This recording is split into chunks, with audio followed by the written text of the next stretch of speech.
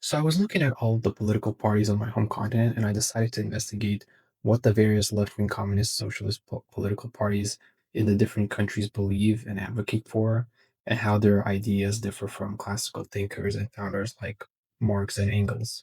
I'll also be going through these parties' brief history and highlighting any points that I think are of interest. Now, because there's so many countries in Europe and there's a lot of left wing, center left, and left adjacent parties, I'll be primarily focusing on countries' left wing political parties, in other words, like communist parties. And this video will be dedicated to the Portuguese Communist Party. So let's begin. The Portuguese Communist Party was founded on the 6th of March 1921 and split from the Portuguese Maximalist Federation, which was a movement inspired by 1917 Russian Revolution. Interestingly enough, the Maximalist Federation itself broke away from another party called the Portuguese Socialist Party, which was founded in 1875. So, really, all three of these parties are more or less successors of each other.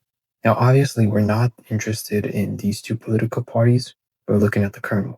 And the current Communist Party, as mentioned before, broke away from the Portuguese Maximalist Federation, as they believed there was a need for a revolutionary vanguard to lead the proletariat in a revolution to overthrow the existing political order, an idea that not all members of the FMP agreed with. 5 years after the party was founded, it was banned by the then Prime Minister of Portugal, Antonio de Oliveira Salza, I believe is how you pronounce it, which meant that the party could no longer participate in the political body of the country, with its members being persecuted and imprisoned up to until the Caroline Revolution of 1974. And after the Caroline Revolution, they played a large part in the decolonization movement, which saw many Portuguese colonies gain their independence.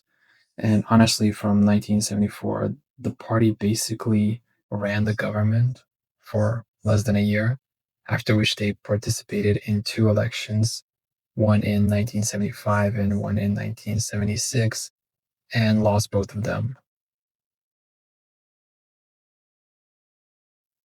Since then, they've participated in more elections, but honestly, past this point, there's no real reason to go into any further history, as since 1985 at least, the party has been slowly losing votes each election year to the point now where they're basically very, very small minority of the government.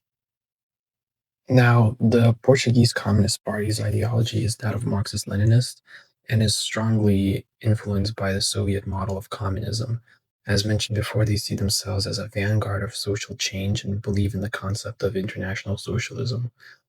Their Marxist-Leninist framework of analysis is based in material analysis and dialectical view of the world, which, from what I understand, means that it's very adaptable and compatible to new found knowledge of the world. The party actually advocates for liquidation of capitalist exploitation, overcoming social discrimination, inequality, and injustice, and to create the favorable conditions to push Portuguese society towards socialism.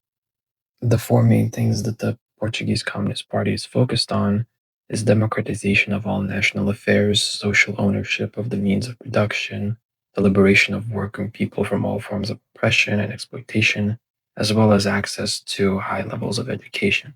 There are other points that they are highlighted in their own document, but these are like the four main things that they seem to be focused on the most. So yeah, that's about all that I have to say about this party. Sadly, since the early 2000s, the party hasn't done anything noteworthy, in my opinion. And honestly, just from the little research I have done on them, the fall of the socialist bloc really kind of stagnated the party. They lost their momentum, and the participation in the democratic elections really kind of showed that they were unpopular with like the people. Granted, the U.S. did meddle in those affairs, and it is kind of debatable of whether or not they would have ended up in government had the U.S. not kind of interfered in their elections. Anyways, that's it for the video, and yeah, thank you for watching. Next one will probably be on the Spanish left-wing political party. See you then.